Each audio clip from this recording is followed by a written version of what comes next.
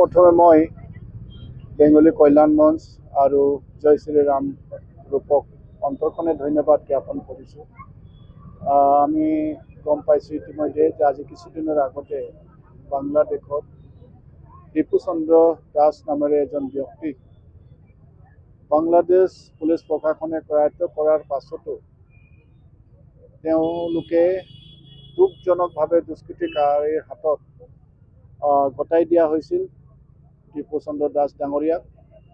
আৰু সেই দুষ্কৃতিকাৰীসকলে ৰাজহুৱা স্থানত তেখেতক জিন্দা জ্বলাই দি পেলাই এক জঘন্য কাণ্ড তেওঁলোকে কৰিছিল।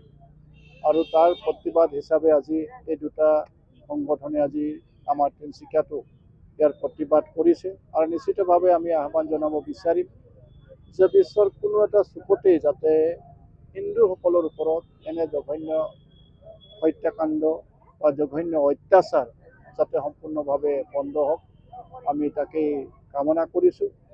আৰু দুখজনকভাৱে বাংলাদেশ কাহানিৰ পৰাই ভাৰতবৰ্ষৰ বিভিন্ন বিষয়ত তেওঁলোকে অশান্তি কৰিবৰ কাৰণে সদায়ে চেষ্টা কৰি আছে।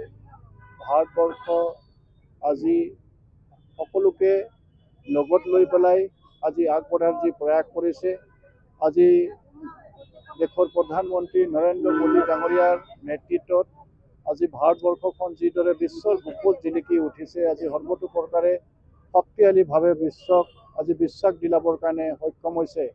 আৰু তেনেস্থলত বাংলাদেশৰ পুলিচ প্ৰশাসনৰ সহযোগত এনেধৰণৰ এটা জঘন্য কাণ্ড আমাৰ সকলোৰে বাবে দুৰ্ভাগ্যজনক আৰু বিশেষভাৱে হিন্দু সমাজৰ বাবে চিন্তনীয় বিষয়। গতিকে নিশ্চিতভাৱে আজিৰ তাৰিখত আমি সকলো ভাৰতবাসী তথা আমি সকলো হিন্দু সমাজ একত্ৰিত হৈ ইয়াৰ বিৰুদ্ধে আমি প্ৰতিবাদ কৰাটো প্ৰয়োজন বোধ আছে বুলি পেলাই মই ভাবোঁ। আৰু সেয়েহে আজি এই প্ৰতিবাদ আমাৰ তিনিচুকীয়া চহৰতো তেখেতসকলে আজি ৰাজপথত আমাৰ ৰাইজক ওলাই আনি পেলাই স্বৰ্গীয় দীপুচন্দ্ৰ দাসৰ হত্যাৰ বাবে এই প্ৰতিবাদ কৰাৰ বাবে তেখেতসকলক মই অন্তৰখনে ধন্যবাদ জ্ঞাপন কৰিছোঁ।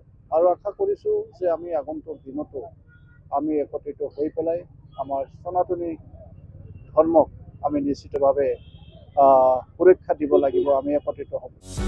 যিকোনো খবৰৰ বাবে যোগাযোগ কৰক আমাৰ এই নম্বৰত 9181 307 221।